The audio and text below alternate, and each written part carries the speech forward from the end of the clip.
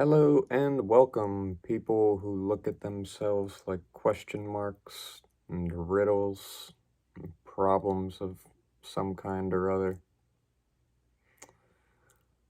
Today, we are going to be talking about Zen, and having looked into it for a number of years now, I'm still not sure what to call it. It seems improper to call it a philosophy, to call it a religion, even an approach to life. It just seems you can't hone it down with any category of any kind. It's just there. The phenomenon of Zen as a kind of culture, a way of seeing things, and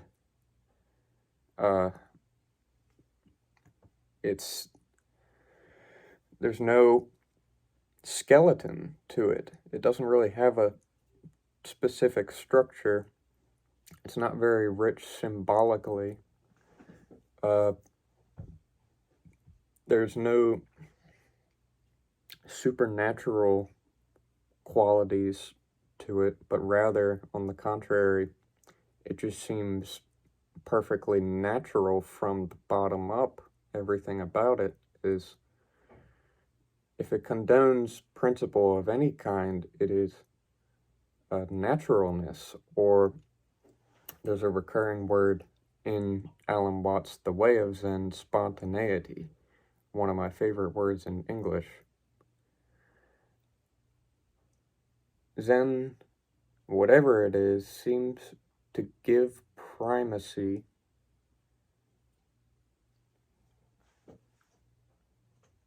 to give allowance to the spontaneity of existence in the simplicity of its happening, however it happens. And it's hilarious, especially in the West. We seem so commonly to have this gung-ho attitude of we as human beings are a problem, or the world is a problem, and we have to take distinct measures to fix ourselves and to fix the world, and we need a high and lofty vision for ourselves by which we can measure our progress, and we need, as individuals, to decipher the truth from untruth, and in that way contribute to the pursuit of all mankind toward a greater truth and realization of our powers as human beings. It seems as though the weight is on all of our shoulders as individuals to have certain principles, certain objective principles that we may or may not devote ourselves to of our own free choice. Whereas in Zen, there's not any moral command of any kind. It's actually, one might say, the whole of Zen is a warning against how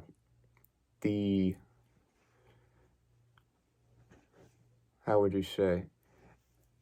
It seems from the standpoint of Zen that all of our attempts at becoming more moral and obeying certain principles tends to have the inverse effect, where we're actually less effective at what we do and probably less moral as individuals when we are always trying so hard to abide by certain principles and fixating on the idea of existence could be better and I have to be the one to contribute to that cause day in, day out, every minute, every second, and just this acute self-consciousness and feeling like you're responsible, utterly responsible for everything, the whole succession of history. And when you do this to yourself, it seems to actually have the unfortunate effect of making you a bit more bitter and stingy and dogmatic and kind of a nuisance to everybody else and even to yourself. Whereas if, you just had retained that innocent approach to living that, say, the child had, then maybe you might be a little bit friendlier and you might ease up and relax a little bit and not be so pushy about morals and principles regarding yourself and other people. And so already this introduction, I have gone on a little bit longer than I wanted to, and I expect this video to be quite long. So for those who would like to know about Zen, I think it'll be worth sticking around to listen. I won't be citing directly from much Zen literature at all. Actually, I have picked out a few Westerners to cite. One of them is Aldous Huxley, one of them is Nietzsche, and one of them is Alan Watts. I'll be reading from Huxley first, and it will be the longest, and then I will either go to Watts or Nietzsche. And so I'm going to do these readings first, and then I hope to incorporate them somehow into the rest of the video. But yesterday I spent the better part of about 10 hours thinking about and writing about my thoughts about Zen and what, as a Westerner, I think it tries to get at, and I think does get at very well. And the effect it had on me when I first read Alan Watts' The Way of Zen some years ago, and it seemed that book to have changed everything about my life while changing nothing at all. I mean, for those who haven't looked very much into Zen, that won't make a whole lot of sense, but I hope that throughout the video it will begin to make more sense. And it just feels like the most effective return to reality, purely as it is given, and you come to appreciate it more, whereas in the common Western moral standpoint that I was describing just before, existence is not good in itself. Reality needs amelioration. It needs to be bettered. I, the self who exists in this reality, I have to better this place because it's awful as it is. It's so impoverished, and I have this vision of this greatest reality that could be if I, as a free-willing self, would just make the effort to crystallize that vision and make it actual. And Zen is kind of like the slap on the forehead of just this whole hypnotism and idea like you're the savior and you're the hero who's got to change things, and that reality, what I would call ultimate reality, which is to say the reality which exists and does its thing and persists and unfolds its succession of history perfectly naturally, whether or not you like it. It does not matter what we say about this quote-unquote ultimate reality, how we value it or devalue it, our convictions about it, where did it come from, all of this stuff. it doesn't matter at all what we have to say or feel about this so-called ultimate reality for it to be and for it to continue to do what it does spontaneously. And to that extent, Zen is really that slap on the forehead of, oh, I had been reducing the basic mystery of being and history and trying to bend it to some kind of personal vision or feeling, whereas I might have a thing or two to learn from this absolute fact of being and history, and that while I am in it, and mind you, the ego seems to be challenged in Zen and Eastern philosophy generally, while, quote-unquote, I am in it, maybe this absolute force, this autonomous force of nature and history, controls me a lot more than I realize, and controls everything a lot more than I realize, and that I may have something to learn from it, something vital to learn from it, and I should perhaps be very mindful of this mysterious force of life a lot more often than I am now. And so I'm going to start to read Huxley because it's a pretty long selection. I have read this in another video. If you guys saw the video titled Huxley Knows Schopenhauer, then this will be kind of some overlap, but I will certainly be saying a lot of new things in this video that weren't hit on much there. And I just think this essay is so profound, and that Huxley, about as good as Alan Watts says in a Western way, the Zen teaching, and I think it's so important, and that Western religiosity in particular would perhaps need some kind of Zen insight to be integrated into itself in order for it to be reinvigorated, because the modern outlook generally values this real approach, this natural approach, and doesn't really like the ultimatum religious approach of thou shalt, and if thou don't, then it's Hades for you, hellfire for eternity. Rather, people, I think, I for one, have had affinity and a liking for, instead of thou shalt, thou art.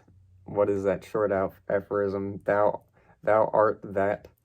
And I'm not quite sure where that quotation came from, but I think there is a moment known as satori, and there's a ton of other terms for it too, that people experience where they come to that realization so crystally and undeniably, and it's as though, as I said before, everything changes while nothing changes, and it's just beautiful how much you begin to appreciate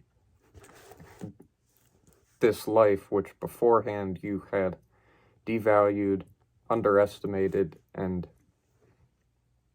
muted out as kind of being the precursor to something better, rather than being that fulfillment, that life itself, as it happens perfectly naturally, is its own fulfillment and justification and perfection. So we're going to begin to read. In itself, the world is a continuum, but when we think about it in terms of words, we are compelled by the very nature of our vocabulary and syntax, to conceive of it as something composed of separate things and distinct classes. Working upon the immediate data of reality, our consciousness fabricates the universe we actually live in. In the Hinayana scriptures, craving and aversion are named as the factors making for the pluralization of suchness, capital S, suchness. The illusion of discreteness, egoity, and the autonomy of the individual. To these world-distorting vices of the will, the Mahayana philosophers add the intellectual vice of verbalized thinking. The universe inhabited by ordinary, unregenerate people is largely homemade, a product of our desires, our hatreds, and our language. By ascesis, a man can learn to see the world not through the refracting medium of craving and aversion, but as it is in itself. And there's that return to reality.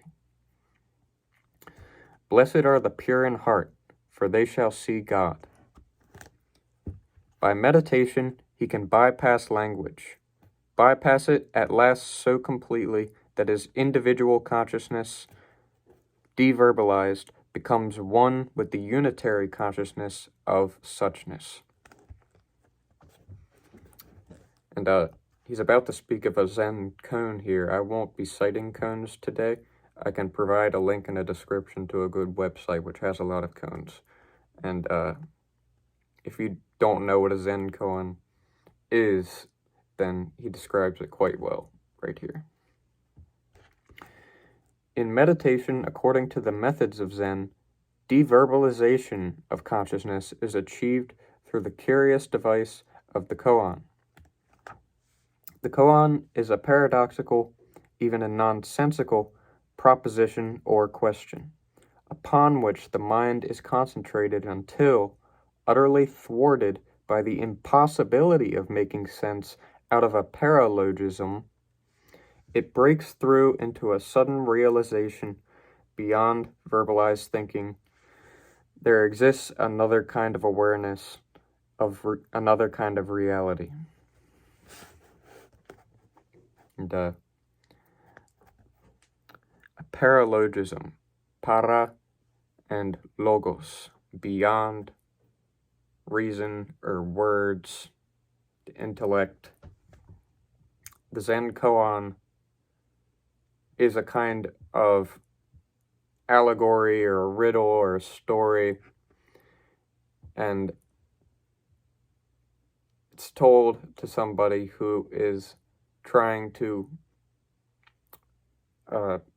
become enlightened, and they think they can get there by reason, or that they can really solve something, whereas the koan shows just how unsolvable certain considerations and problems are, and this experience of not being able to solve something throws you into what he called immediate experience, or the consciousness of capital S suchness.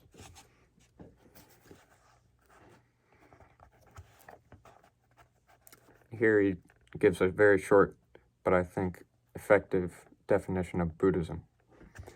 Buddhism is the unteachable, immediate experience of capital S suchness.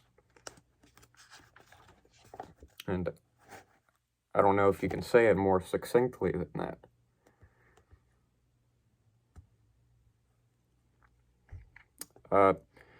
Here is actually a koan.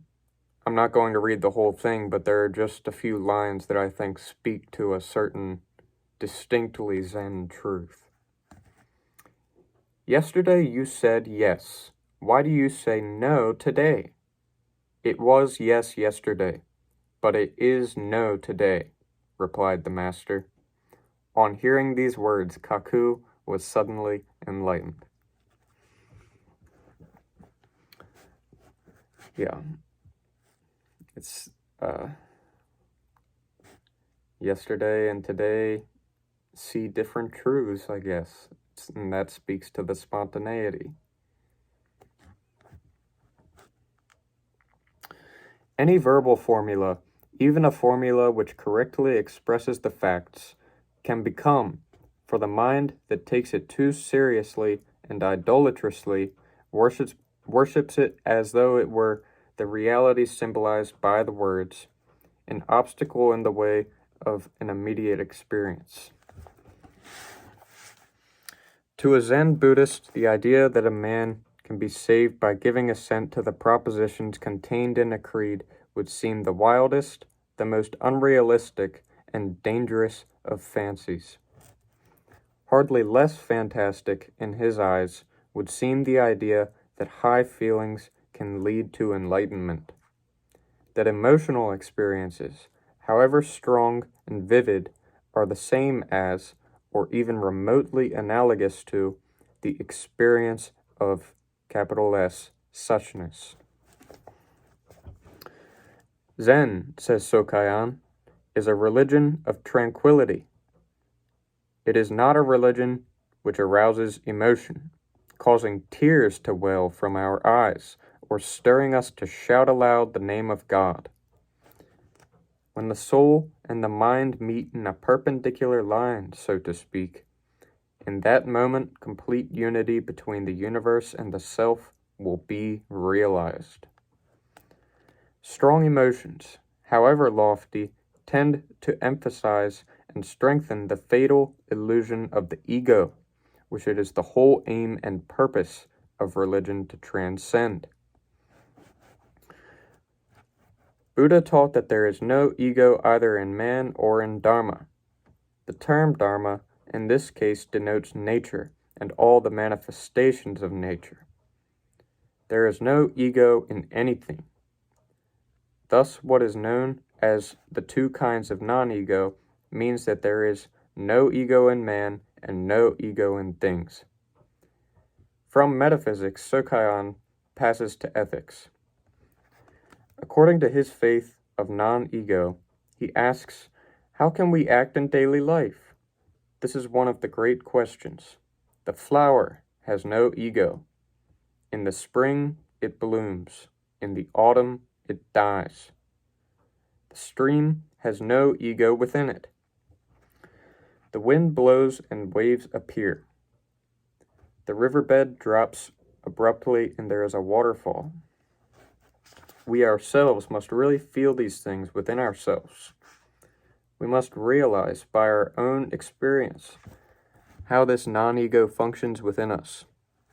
It functions without any hindrance, without any artificiality. This cosmic non-ego is the same as what the Chinese call Tao and what the Christians call the indwelling spirit, with which we must collaborate and by which we must permit ourselves moment by moment to be inspired, making ourselves docile to suchness in an unremitting act of self-abandonment to the order of things, to everything that happens except sin, which is simply the manifestation of egoity, and must therefore be resisted and rejected. Tao, or non-ego, or the divine immanence, manifests itself on every level from the material to the spiritual.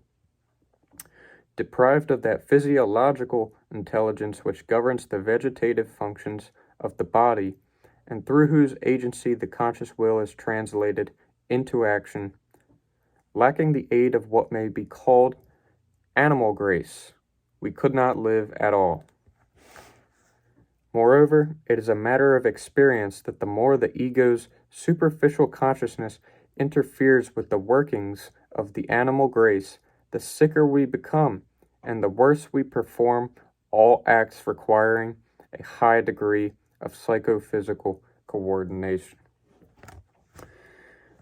And that sentence right there speaks to a great truth that when I came to realize it, it changed how I performed all of my activities and hobbies, and it's just the moving then occurs so naturally, that in that animal grace fashion. Just, for instance, if I'm writing or playing guitar, it's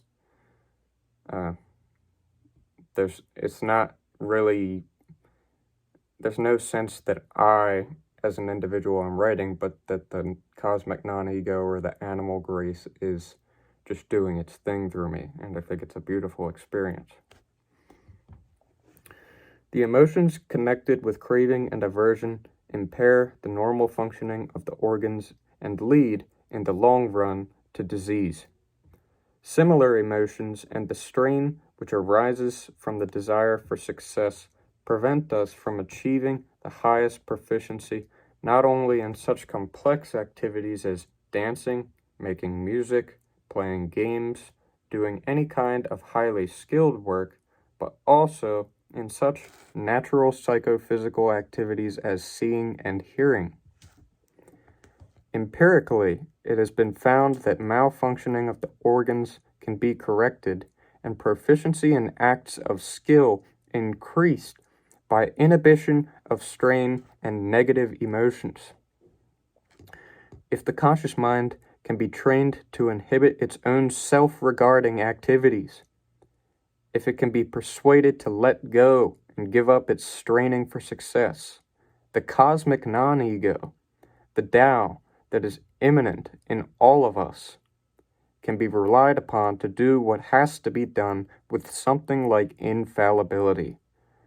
Brilliant. On the level of politics and economics, the most satisfactory organizations are those which are achieved through planning for unplanning.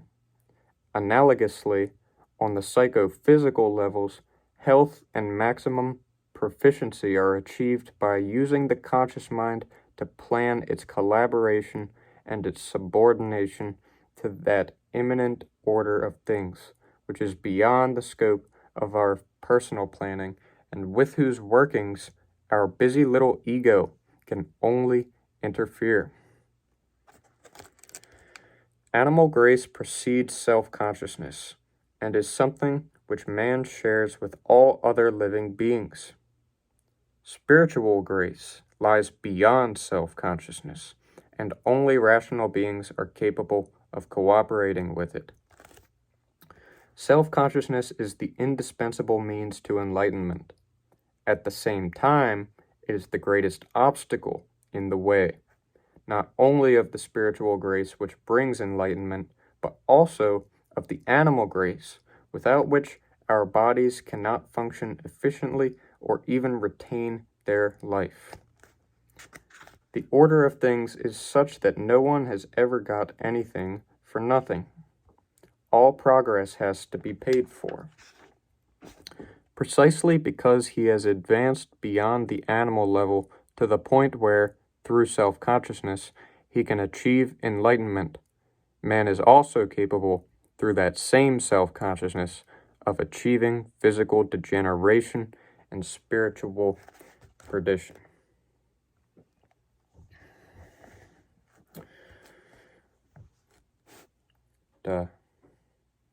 Just that recurring suchness, cosmic non-ego, Tao, immanent force, animal grace, spiritual grace. All of these things call to mind certain, for lack of a better word, energies that transcend ourselves as individuals and that are kind of de facto stuff of both the human organism and our whole environment and world, that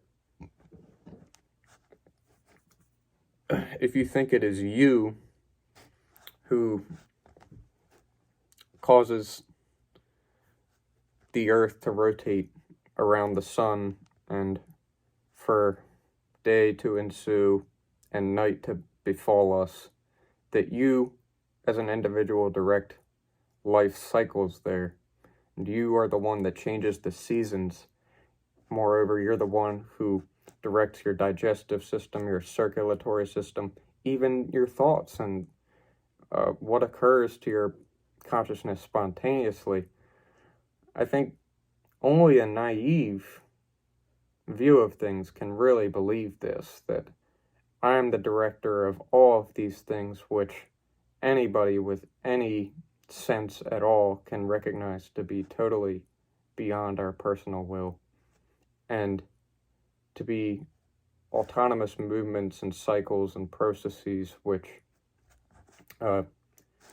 persist and run their course for reasons quite unknown and probably unknowable. And this is what I understand when I hear mysterium or mysterium tremendum. It's we found ourselves in the mystery of being and history. It's that is just the elephant in the room, which you can take the explanations for why it happened or how it's happening that are offered by certain philosophies and religions and what have you. But at the end of the day, each of us is an individual with a solitary existence, and each of us are capable of going into solitude, and there's just you in this basic mystery, and it's raw, uninterpreted, unreduced state where there is no explanation. There's just what Huxley calls suchness, and this is why Buddha was such a pivotal historical figure, is he went into the woods all alone, left behind all that everybody ever told him, and arrived at suchness. And I think that there are maybe a handful of Westerners today who get to that place, and once you see it and recognize it, there's just no unseeing it, and you recognize that the course of history and being is directed by a transpersonal force, and this autonomous, de facto movingness of existence and the happening of existence. It's the, if you will, movie of life just seems to go on its own. It doesn't matter if I die this instant or if I go to sleep tonight and don't wake up. It's just going to keep going, and we know this because when people we know die, we continue, and everything else continues. Just that person in that body is not there, has decomposed, has gone somewhere else, but it's just everywhere. That suchness persists, and that's the basic mystery that in solitude we all can arrive at, and I think cannot be denied. So I'm going to turn to Nietzsche now, and then I'll turn to Watts. Nietzsche has become very popular. He is, to say the least, a controversial figure, and described as very bombastic and pompous and flamboyant, and just kind of does what he does, and there's a certain zen-ness to that I have picked up, moreover, in a lot of his works, is that in my life so far, I've encountered two types of people, and there's the one that, in fact, as I said in the beginning of this video, has certain principles and morals and suggestions for you. This is what you should be. This is the vision that's good. This is the symbol that's going to save your soul. And thou shalt do this, don't do that. And then there's another person, exemplified very well by Nietzsche.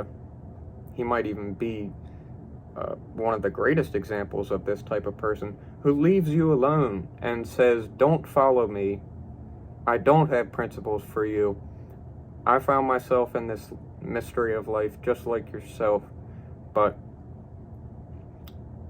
I'm not going to enslave you, and I'm just going to leave you alone and leave everything alone and treat this mystery of existence, the happening of existence, as totally beyond me, and I don't get to say what it truly is. I don't get to arrive at any such conclusion. I can only respect that it happened, that it continues to happen, and that it has its own sort of lawfulness and way of moving that I can study and begin to accord myself to in a Zen-like fashion, or I can run against it and be at odds with this mysterious, non-egoic, transpersonal cosmic force, which is, it's real, and it does what it does, whether or not I like it. And so that there's type 1 and type 2 there. The first is all up in your business and apparently knows what's good for you, and the second doesn't lay claim to any such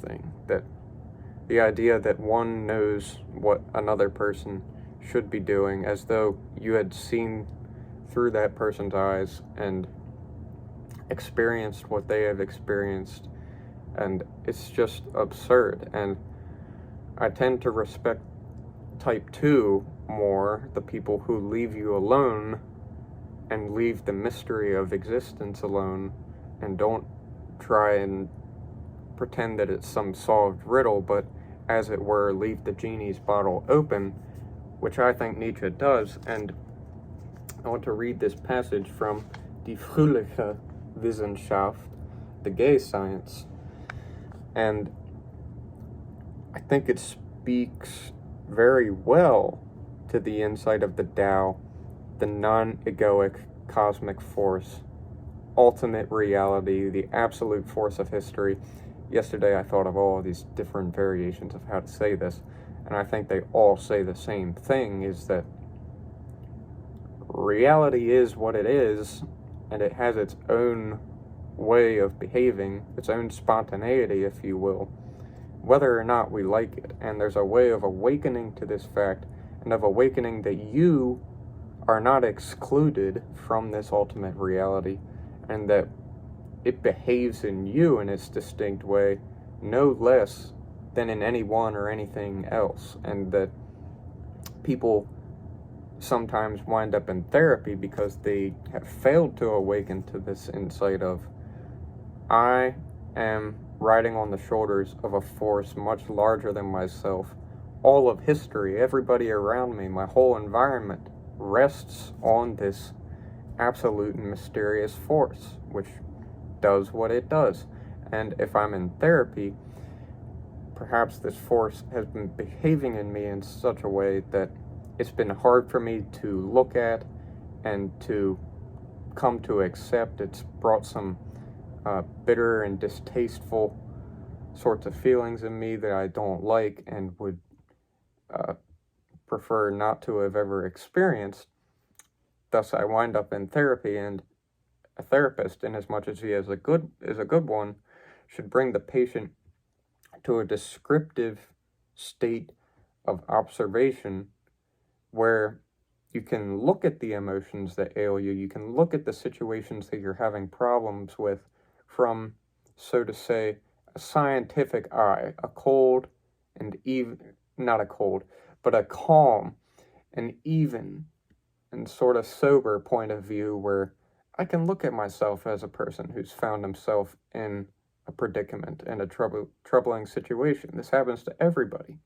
But for whatever reason, sometimes we amp up our own self-importance so much that our problems seem distinctly terrible and consequential, so that, as I was saying in the beginning, it feels like the weight is on one's shoulders, but one doesn't know what to do, and one is afraid of slipping up and doing the wrong thing, and all of this overly moral concern, one is falling out of agreement and accordance with this absolute force. And I think I'm finally going to start reading Nietzsche's passage now, if he's saying anything in this passage, he's getting at this absolute and total force of what I have called ultimate reality, and how necessarily connected we are to it, and inextricable we are from it.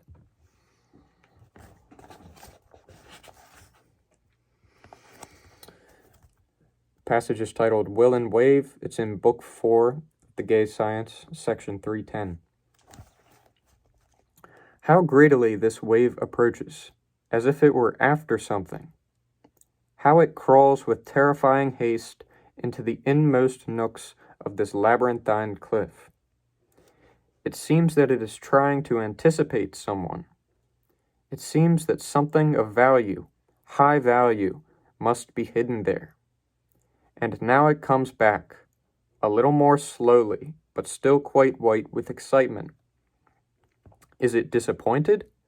Has it found what it looked for? Does it pretend to be disappointed? But already another wave is approaching, still more greedily and savagely than the first. And its soul, too, seems to be full of secrets and the lust to dig up treasures. Thus live waves. Thus live we who will. More I shall not say. So, you mistrust me? You are angry with me, you beautiful monsters? Are you afraid that I might give away your whole secret? Well, be angry with me. Arch your dangerous green bodies as high as you can. Raise a wall between me and the sun, as you are doing now. Truly, even now, nothing remains of the world but green twilight and green lightning. Carry on as you like, roaring with overweening pleasure and malice. Or dive again, pouring your emeralds down into the deepest depths, and throw your infinite white mane of foam and spray over them. Everything suits me, for everything suits you so well, and I am so well disposed toward you for everything. How could I think of betraying you? For, mark my word, I know you and your secret. I know your kind. You and I, are we not of one kind? You and I, do we not have one secret? So I have to use the restroom real quick. I'll be right back, and then we'll talk about this. And we're back, guys and gals. So this is an interesting passage. It's not so much essayistic, but it's kind of like he's painting a portrait. You have an image of a philosopher beholding waves crashing down onto the base of this cliff. And he just studies the repeated motion of this wave doing this self-same activity over and over again to no end, but it's doing it over again. Nietzsche read Schopenhauer and was inspired by Schopenhauer's Wille to formulate der Wille zur Macht, the will to power. And Schopenhauer described a kind of natural will which gives rise to all appearances, Vorstellungen, and you could say Nietzsche built on this idea of a world will, which, it seems to me that both of them were trying to formulate this cosmic and ultimate will which moves all observable happenings, gives rise to all appearances, to formulate this absolute will or energy or movingness or what have you, independent of a theological context or a supernatural, i.e. a religious context, that it's not that God is the absolute mover of things and the mobilizer of nature and happenings, but villa is the will. And so you have this philosopher studying the waves crashing down onto the base of this cliff, and he questions why it just does the same thing over and over again, and it just seems totally meaningless, and why bother? There's no reward or anything, and yet he praises the wave for doing it in spite of there being no meaning or reward. It just does what it does and is so sure of what it does. It doesn't run back on itself and stop the crash onto the shore, but it just continues to do so. And Nietzsche has said at a very young age, probably younger than I am now, I'm 23, and I want to say he was maybe in his early 20s or late teens when he, in this way, as the philosopher in this passage studies the waves, he himself had studied thunder and lightning at some particular moment, and that became his ideal, just the natural world, the happening of nature, so sure of itself and without questioning or doubting itself, without even thinking of itself, but just doing what it does with perfect confidence and sureness. That became his ideal, and that just bleeds through all of his work, if you guys have ever read any of it.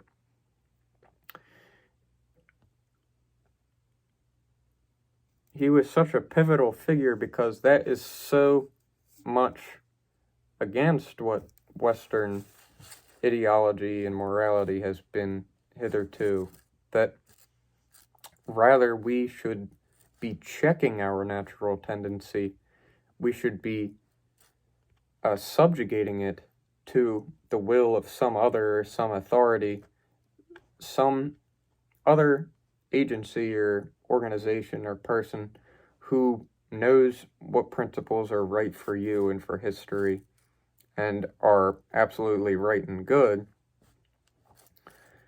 Instead, Nietzsche was the guy who said,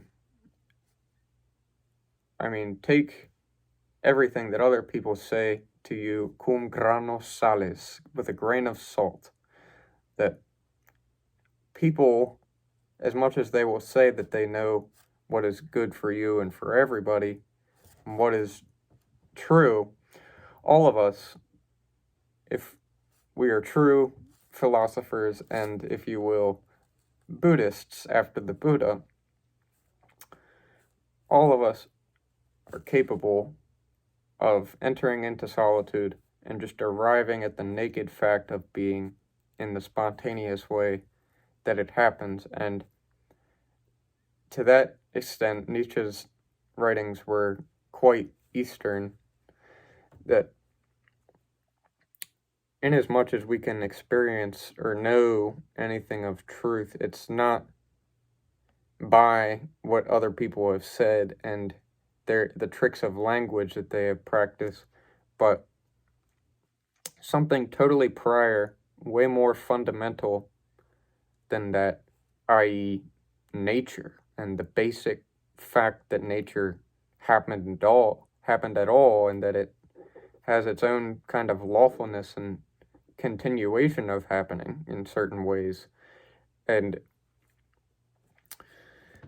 we can't really predict the future at all exactly.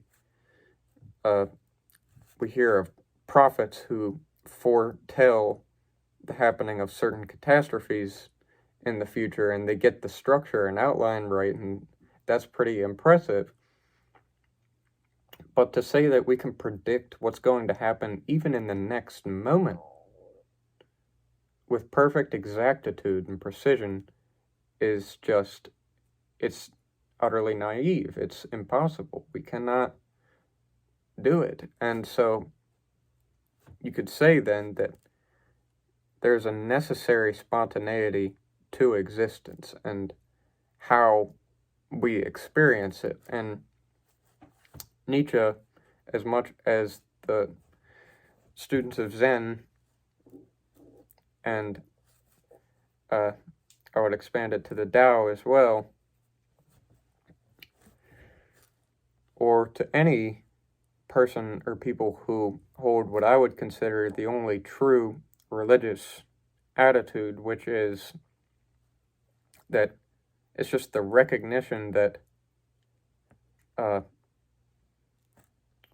self-importance is not as much as we probably thought it to be before, that there is,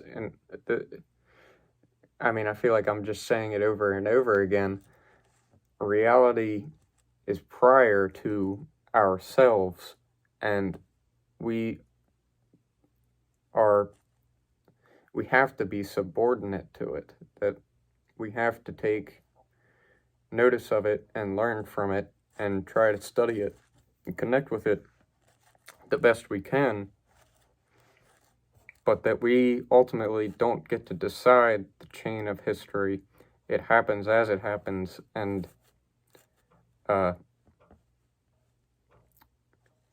just to give liberty to whatever that mysterious force is, it does wonders, I think, for everybody, yourself and the people you associate with.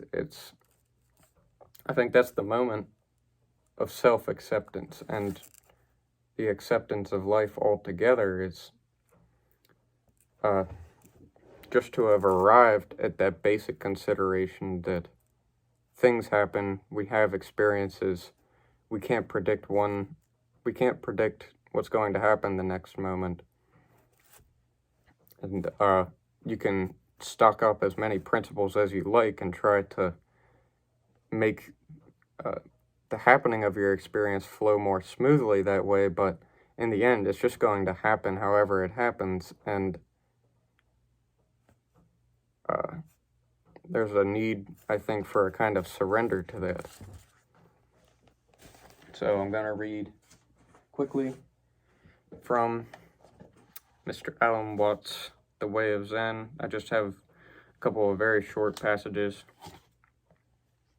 and I think in all of the readings I selected today, the listener will find a lot of overlap. Chao Chu is said to have had his awakening after the following incident with Nan Chuan. Chao Chu asked, "What is the Tao?" The master replied, "Your ordinary, i.e., natural, mind is the Tao. How can one return into accord with it? By intending to accord, you immediately deviate. But without intention, how can one know the Tao? The Tao," said the master, "belongs neither to knowing nor not knowing. Knowing is false understanding. Not knowing is blind ignorance. If you really understand the Tao beyond doubt, it's like the empty sky. Why drag in right and wrong?" That's important. All of it was important. To Po Chang is attributed the famous definition of Zen: when hungry, eat; when tired, sleep. He is said to have had his satori when Matsu shouted at him and left him deaf for 3 days, and to have been in the habit of pointing out the Zen life to his disciples with the saying, "Don't cling, don't seek."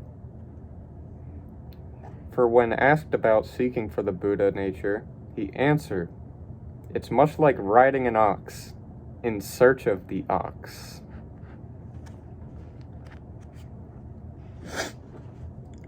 If there's one line I would like you to remember from the video, it's that last one. much like trying to find the ox from upon the ox. It's that moment where you no longer are striving to get to some absolute and enlightened condition, but rather recede into what you already are and have always been and will continue to be. And just to rest in that is, from the Zen standpoint, the enlightened state. It's the Buddha nature, the Buddhahood.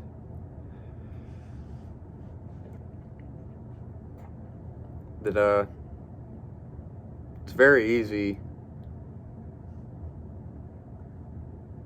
especially in the States and in Western culture, to become ungrateful for reality purely as it is and as one experiences it. That most of us lead quite normal, stable, and regular lives, and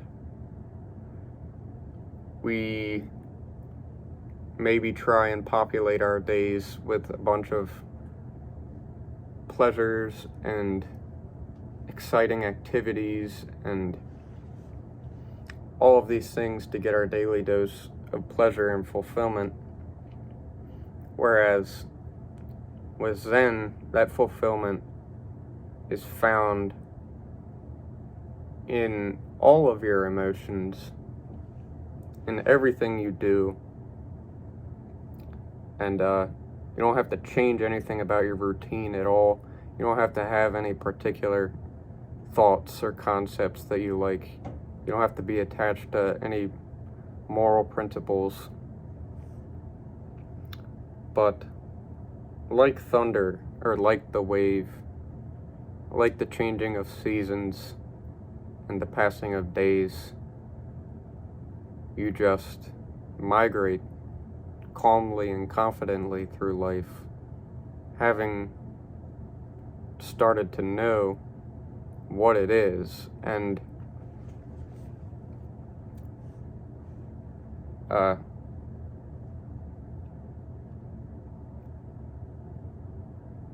started to have the thought lately that our greatest danger as human beings lies in our overlooking what is here and what we have, or more properly, what we belong to.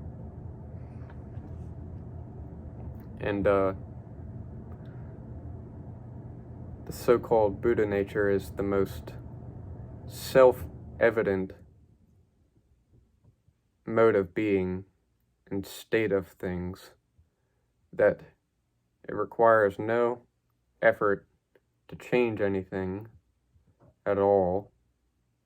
It's perfectly ready and available whenever one wants to come into touch with it, even when you think it's most impossible and that you're in just the most grueling and taxing and uncomfortable situation, that it is impossible to connect with the Buddha state, the Buddhahood, that it is nevertheless there, and that there is a way of not taking your discomforts too seriously and treating them as existence lost and time lost, that it could have been better, or I have the capacity to choose my future rightly or wrongly, and if I don't always have my eyes open and my will on the alert, then I'm going to craft this ugly and hideous future, and I'm just going to keep tripping over myself and doing all of these wrongs. It's like that whole headache and that whole cramp is just completely abolished when you get into Zen, and it is that for lack of a better word, philosophy, which leaves you alone, leaves everything alone, and lets what happens happen as it is ordained to happen, and that to all happening there is the Buddha nature and the naturalness, and that if we could only not overlook it, reality as it is so plainly and evidently given is so amazing and effective, and the world game, the life game, the cosmic game persist by their own spontaneous law, and it's utterly astounding the more that you think on it. And just Zen generally, or rather Eastern philosophy generally, seems to me so conducive to the approach of innocence, the childlike state, the freshness, and the resolve not to devaluate life and make it out to be some kind of poverty that needs to be corrected, but rather recognize it in its full profundity and richness, and just taking life as it is plainly given to us with appreciation and gratitude. That simple resolve, I think, really begins to bring home to you what in life warrants our gratitude and appreciation, that you begin to see just how rich this life is, that beforehand you, like many others, and like myself, I had done for a while, depreciated the true value of bare existence in which we have found ourselves, and just the utter mystery of it, and it just has its own way, and we could never, as individuals, recreate it, no matter how hard we try.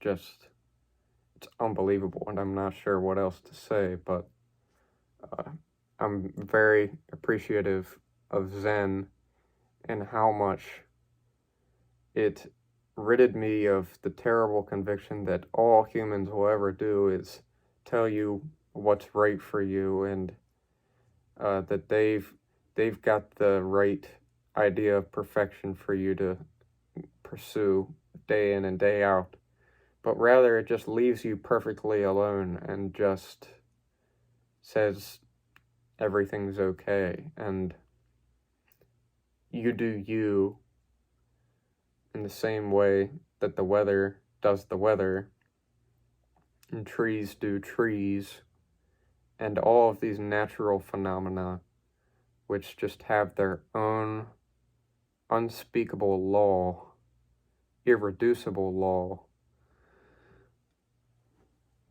The human being is no different, that each of us is a law in constant creation, that we're not the predetermined robots of the determinist worldview, nor are we the heroes/villains of the free will view, which says that each and every day of your life is comprised of all of these micro decisions where you're choosing the right thing or the wrong thing, and we're gonna count out exactly how many right versus wrong things you did the day you die, and that will determine where you're gonna go. Both of them, I think, are just very immature and flawed views. And as I said earlier, Zen does nothing to promulgate such assumptions that are inherent in both determinism and the free will idea.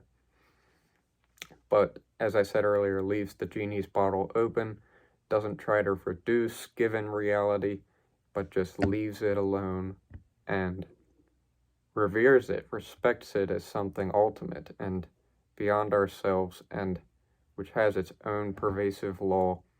And we can try and sum it up and reduce it all we want it, but it goes where it goes.